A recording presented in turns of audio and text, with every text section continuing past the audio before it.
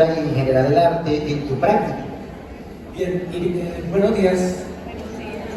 Inicialmente, pues tomaré el escritor de la literatura mundial, que lo considero como el literato de la psicología y de la psiquiatría, como Lev Dostoyevsky.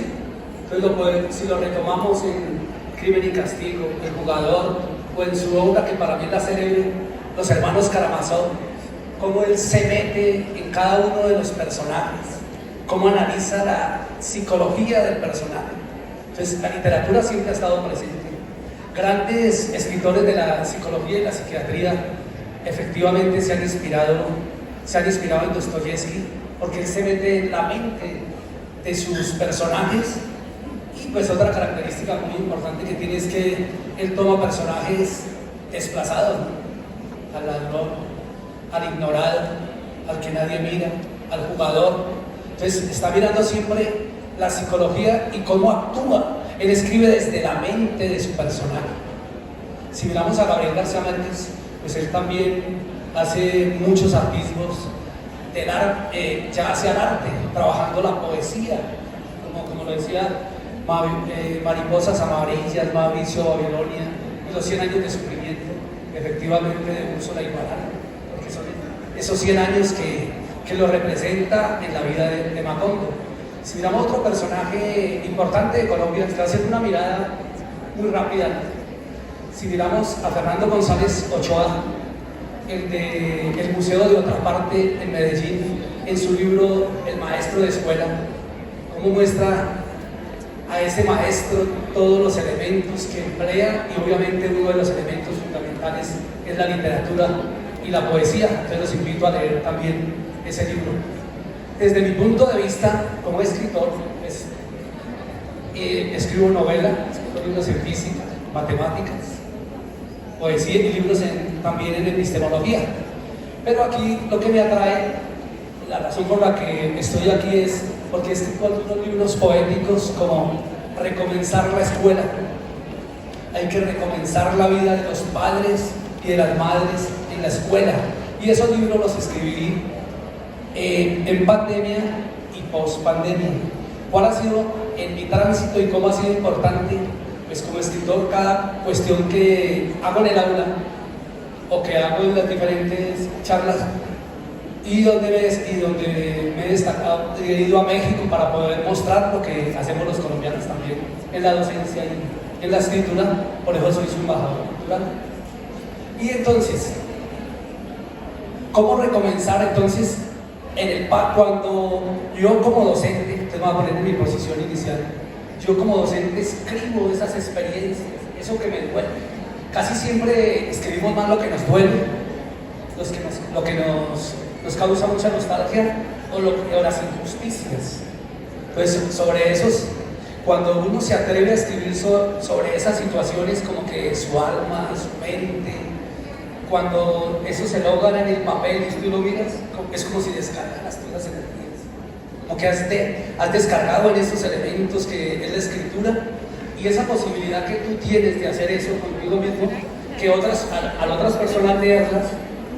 Por decir algo, en la novela que tengo, Historia de Ángeles para contar, que trato muchos personajes, hay docentes, sacerdotes, y en esos personajes siempre estoy esbozando cómo ellos, cuando se acercan a la literatura y al arte de las letras, el arte de las letras, que es la poesía.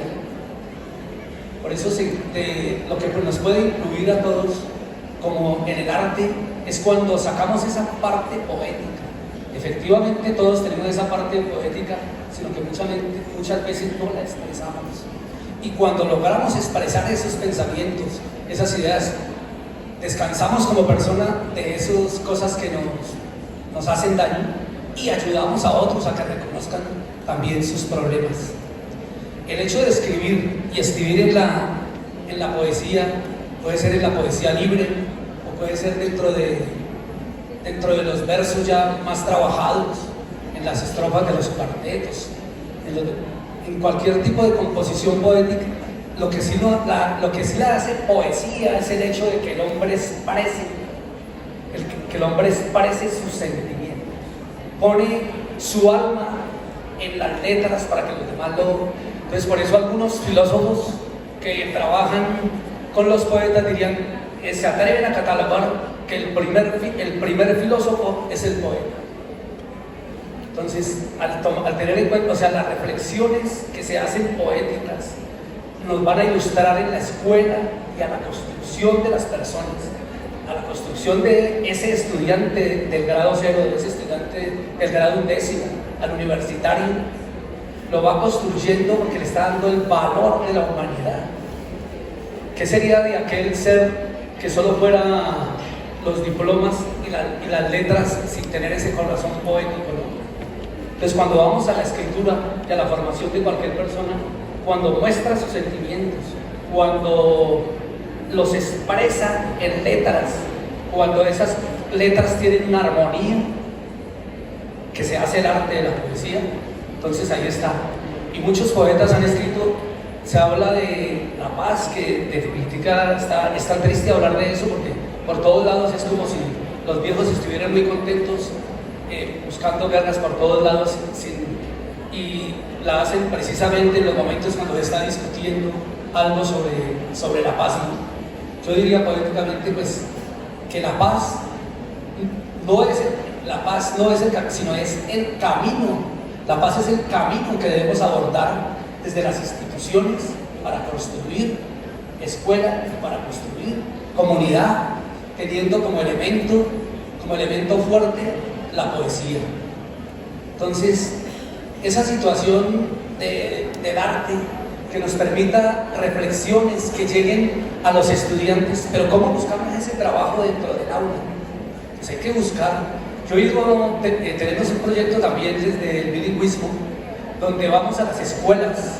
Yo voy a las escuelas y colegios y les muestro cómo construir, y he logrado que construyan desde las señales, cuentos, fábulas, y el curso de bachillerato les he enseñado también a construir poesías desde sus experiencias personales. O sea, les digo, no hay que tocar a lo que debemos tocarlo nosotros como personas. Ya hay otras personas que escribieron e hicieron historia, ahora deben hacer su propia historia desde el aula y desde la institución, y obviamente teniendo como base que la paz y la poesía son las que nos van realmente a salvar. Muchas gracias, Fernando.